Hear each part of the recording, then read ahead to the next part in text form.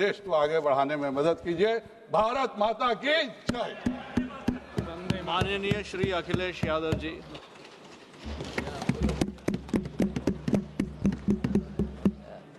सभापति जी, मैं आपका धन्यवाद देता हूं कि इस महत्वपूर्ण विषय पे मुझे बोलने का आपने अवसर दिया, मौका दिया है। मैं सबसे पहले कांग्रेस पार्टी के नेता मनीष तिवारी जी, जिन्होंने बहुत विस्तार से ये बात रखी, जिन मूल्यों को लेकर के हमारे संविधान निर्माताओं ने इलेक्शन कमीशन को लेकर के जो गठन करने का काम किया कि हमारा लोकतंत्र कैसे मजबूत होगा, उस दिशा में जो बात उन्होंने रखी, मैं अपनी भावना और उनके विचार अपने विचारों से मैं जोड़ता हूं। मुझे खुशी है इस बात की कि सरकार ने इस बात पर चर्चा और मौका दिया हम सबको अपनी बात रखने का। अभी जब मैं भारतीय जनता पार्टी के माननीय सदस्य जी का सुन रहा था बात,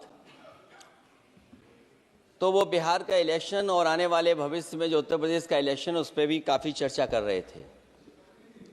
सभापति महोदय, मैं कुछ बातें ऐसी कहना चाहता हूं जो हम लोगों ने अपनी आंखों से देखा, और जिस इलेक्शन कमीशन से हमें ये उम्मीद थी कि निष्पक्ष काम होगा, निष्पक्ष कार्रवाई होगी, वो हमें कहीं देखने को नहीं मिली। मैं सबसे पहला उदाहरण ये देना चाहता हूं कि एक रामपुर का बाई इलेक्शन जो लोकसभा का हुआ,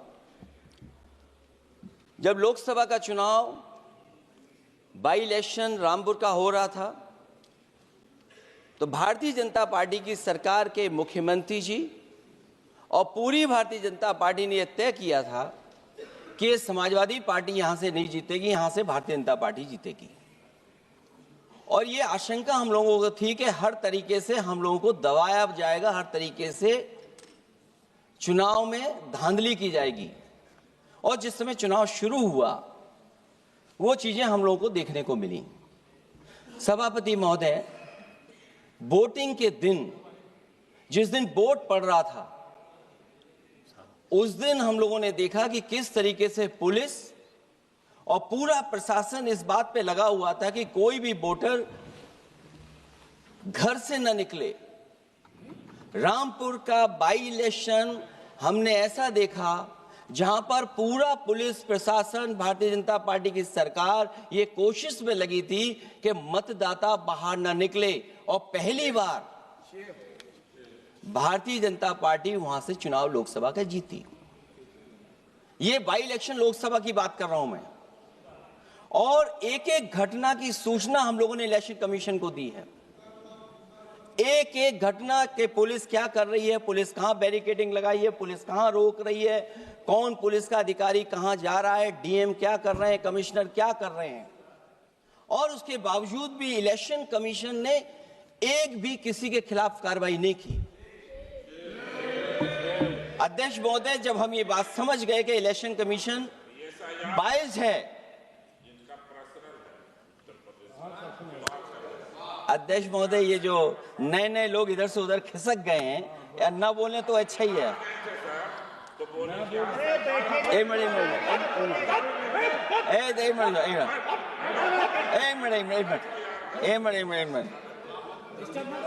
अध्यक्ष महोदय, पर अध्यक्ष महोदय, मेरा ये आग्रह है ये अध्यक्ष महोदय ये कुछ जानते नहीं है। अध्यक्ष महोदय, माननीय सदस्य कुछ जानते नहीं है, ये न पढ़े लिखे हैं न कुछ जानकारी रखते हैं। ये मैं ये कह रहा हूं, मैं ये बात इसलिए कह रहा हूं, ये अनपढ़ इसलिए हैं। अध्यक्ष महोदय, मैं ये बात इसलिए कह रहा हूं कि जो जो घटनाएं मैं बता रहा हूं, मैंने एक एक घटना इलेक्शन कमीशन को टैग किया है, एक एक वीडियो इलेक्शन कमीशन को दिया है, एक एक पत्र लिखा है इलेक्शन कमीशन को। अगर एक भी कार्रवाई की हो तो मुझे बता दें, अगर ये जानते हो। और दूसरा, मैं अध्यक्ष महोदय, मैं दूसरा बताना चाहता हूं आपको। अध्यक्ष महोदय, चुनाव जीते जाते हैं, हारे जाते हैं। कभी कोई चुनाव जीतता है, कभी कोई चुनाव जीतता है। एक समय था जब हम लोग कांग्रेस पार्टी से लड़ते थे, और एक समय आ गया कि जब हम आपसे लड़ रहे हैं चुनाव, कभी ये जीतते हैं, कभी वो जीतते हैं, कभी मैं जीतता हूं।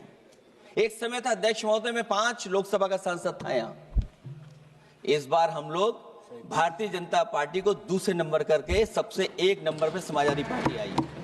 और अध्यक्ष महोदय, ये जहां से आपने कम्युनल पॉलिटिक्स शुरू की थी, जहां से आपने कम्युनल माहौल बनाया था देश में, उस अयोध्या से अगर कोई जीता है तो हमारे समाजवादी पार्टी के अवधेश जी जीत करके आए हैं। ये चुनाव जीते जाते हैं, हारे जाते हैं, लेकिन जिस संस्था की जिम्मेदारी है निष्पक्ष रहना, वो आखिरकार संस्था निष्पक्ष क्यों नहीं है, सवाल ये है। और सवाल मैं यहां से उठाता हूं बाई इलेक्शन का। मैं 3 बाई इलेक्शन का उदाहरण देना चाहता हूं आपसे अध्यक्ष महोदय। नहीं, बाई इलेक्शन पर चर्चा नहीं हो रही। नहीं, मैं नहीं, जब तक आप अध्यक्ष महोदय चीज जानोगे नहीं, अगर मैं एग्जांपल नहीं दूंगा कि इलेक्शन कमीशन क्या कर रहा है, तो अब मैं रिफॉर्म क्या मांग करूंगा। अध्यक्ष महोदय, जब तक मैं घटना नहीं बताऊंगा, मैं पहला बाई इलेक्शन बताना चाहता हूं। ओके, मानिए आपका नंबर आ गया। अगर आप रिफॉर्म पे बात कर रहे हैं तो आपको घटनाएं क्या हुई वो बात तो करनी पड़ेगी। अध्यक्ष महोदय, मैं बाई इलेक्शन मिल्कीपुर की बात करना चाहता हूं। बाई इलेक्शन मिल्कीपुर जो अयोध्या क्षेत्र में आता है, इलेक्शन कमीशन को हम लोगों ने शिकायतें की, यहां धांधली होने जा रही है, चुनाव को हराया जाएगा। वहां की सरकार ने मिलकर के किस अधिकारी को पोस्ट करना है, किसको प्रिसाइडिंग ऑफिसर बनाना है, और हम लोगों ने रंगे हाथ पकड़ा लोगों को। एक व्यक्ति को पकड़ा, वो 6 वोट के डाल के आ रहे थे। एक व्यक्ति को पकड़ा जो दूसरी विधानसभा से थे। एक मंत्री जी भाग गए जो हजारों लोगों को लेकर के उस विधानसभा में आए हुए थे। तो ये बातें मैं इसलिए बता रहा हूं कि अगर हमें रिफॉर्म करना है तो रिफॉर्म तभी संभव है जब हमारा इलेक्शन कमीशन निष्पक्ष होगा। इसलिए अध्यक्ष महोदय, मैं कांग्रेस पार्टी के सुझाव से सहमत हूं कि पहला सुझाव उन्होंने दिया है, और हम समाजवादी पार्टी के लोग भी ये मानते हैं कि जो इलेक्शन कमीशन के अपॉइंटमेंट का जो तरीका है वो तरीका बदला जाए। वो कम से कम ऐसा हो, पारदर्शी हो, निष्पक्ष हो, दिखे कि हमारी भी कुछ भागीदारी है। क्योंकि जो व्यवस्था पहले थी उस व्यवस्था को अगर बदलने का काम किसी ने किया तो भारतीय जनता पार्टी ने किया है। इस व्यवस्था को बदलने का जो सुझाव कांग्रेस पार्टी की तरफ से है उस सुझाव से हम सहमत हैं। दूसरा सुझाव जो कांग्रेस पार्टी ने दिया है, थोड़े दिनों बाद सुधार आया है कांग्रेस में, इसके लिए हम उनको धन्यवाद और बधाई देते हैं। उन्होंने कहा, और अध्यक्ष महोदय मेरा भी सुझाव है, कि इलेक्शन बैलेट पेपर से होना चाहिए। और इसलिए होना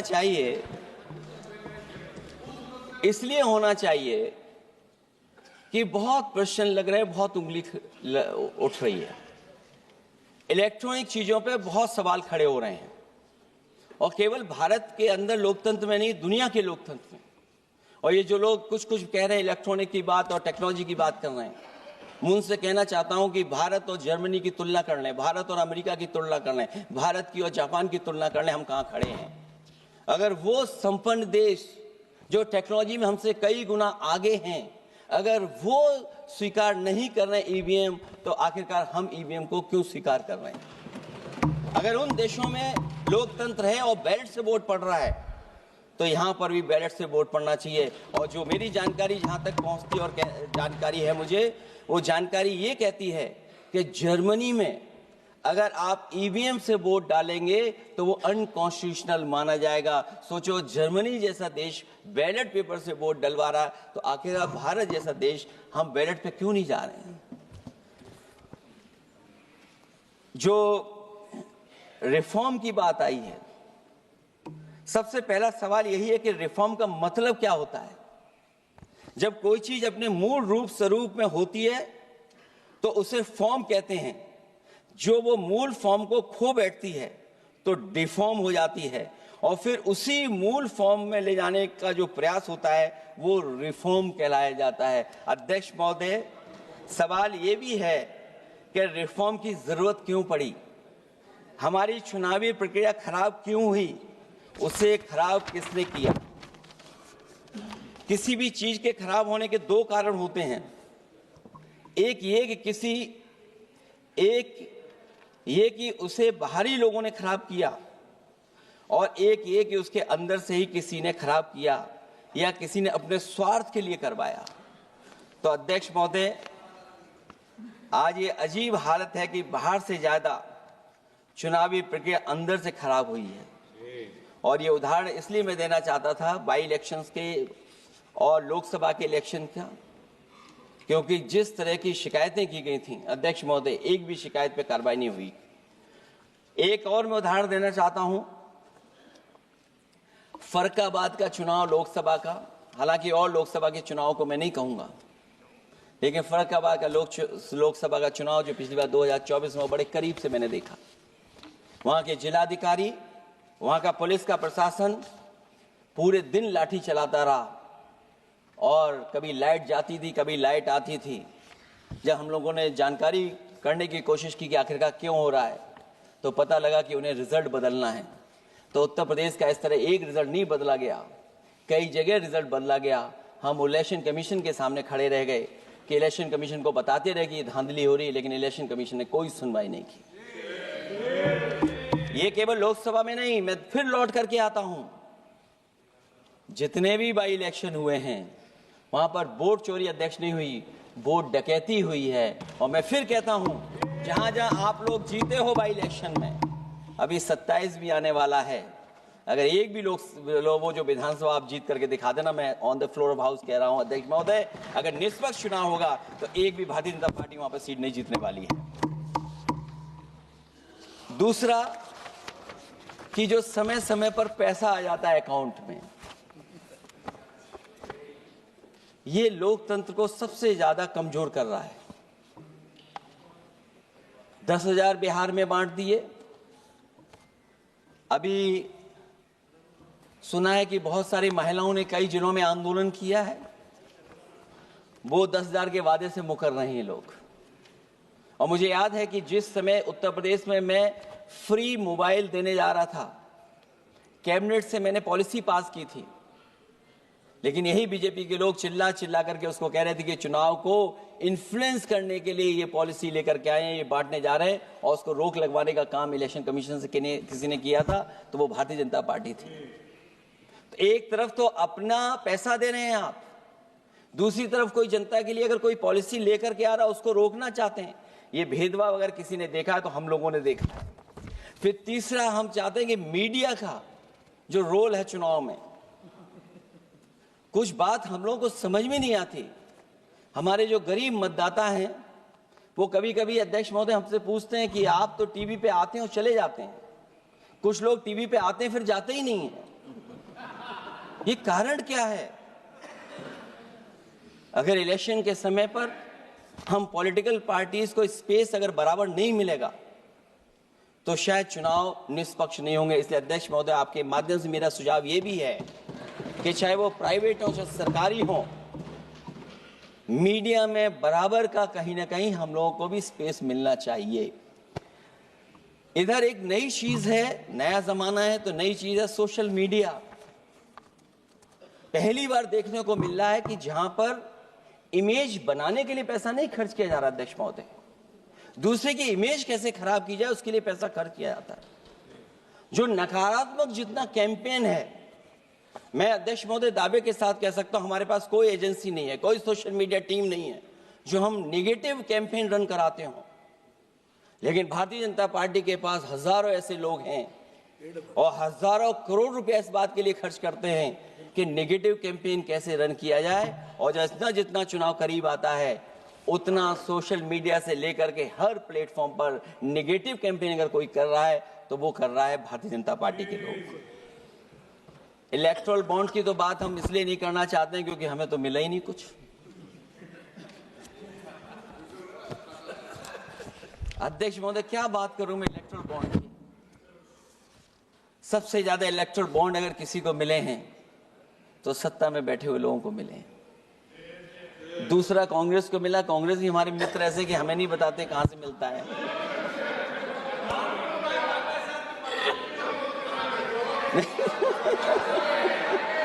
अध्यक्ष महोदय, सबसे ज्यादा चुनावी खर्चा इनके पास, दूसरा खर्चा इनके पास, हम लोगों का भी तो कोई ख्याल रखे अध्यक्ष महोदय,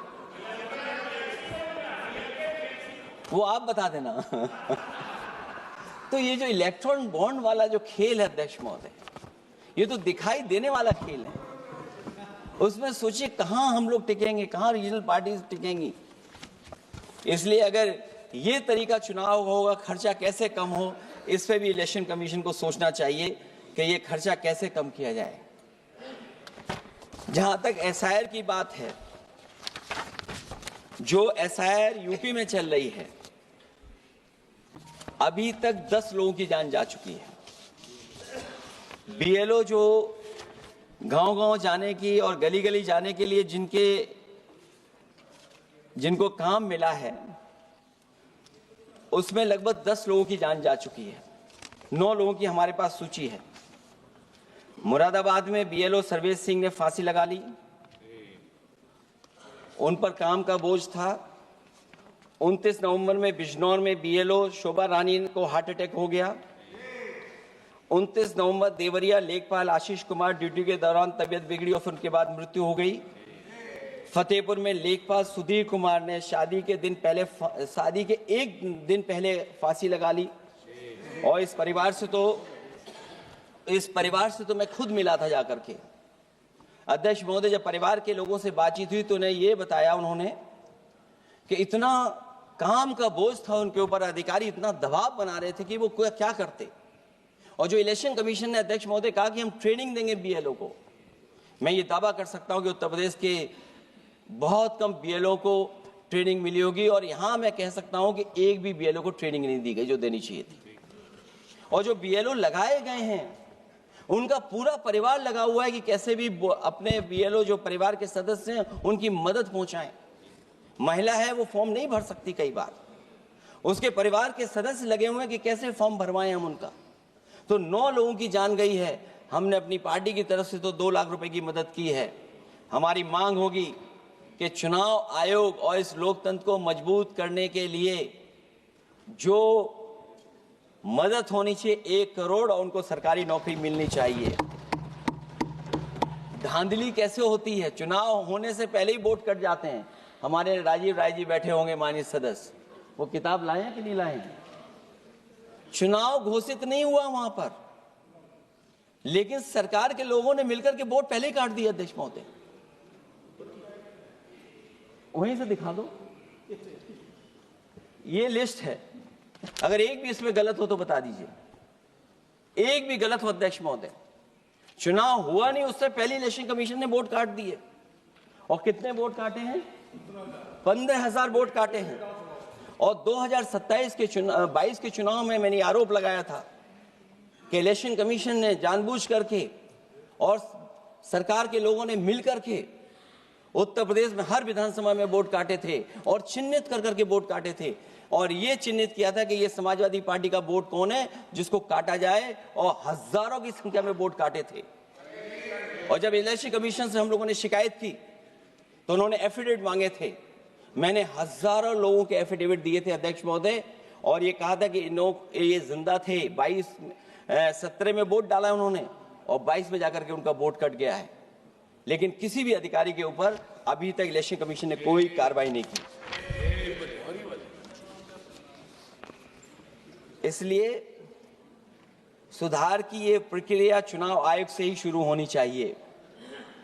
चुनाव आयोग को निम्नलिखित बातों का सुधार करना ही होगा। अध्यक्ष महोदय, चंडीगढ़ में कैमरे के सामने की चोरी पर, बंदूक तानकर वोटरों को वोट डालने से रोकने पर, उपचुनाव में चुन चुनकर एक अधिकारी पोस्ट करने पर, जीतने के बाद भी सर्टिफिकेट बदल देने पर, चुनाव आयोग को हमारे द्वारा दिए गए हजारों एफिडेविट प्राप्त न होने की झूठी बात पर, जबकि हमारे पास जमा करने की रसीद है, वॉशिंग मशीन फार्मूले पर जिसमें एक दिन पहले का भ्रष्टाचारी अगले दिन भद्राचारी हो जाता है और ऊंचे पद पर बैठा दिया जाता है, सत्ताधारियों के पैसे बांटने पर पकड़े जाने पर, सिद्धांतहीन राजनीति पर भी होना चाहिए, चुन चुनकर पीडीए के वोट काटने पर भी होना चाहिए, नकली वोटर से वोट डलवाने पर भी, नकली आधार कार्ड बनाकर चुनावी खेल करने पर, एक वोटर के द्वारा कोई वोट डालने पर, चुनाव के दौरान योजना चलाकर घूस देने पर।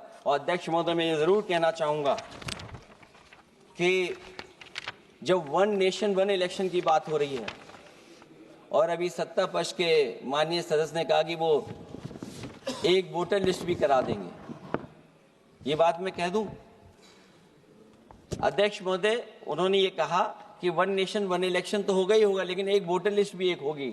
हमें उम्मीद है कि वोटर लिस्ट एक होगी और वोटर कार्ड ऐसा बने।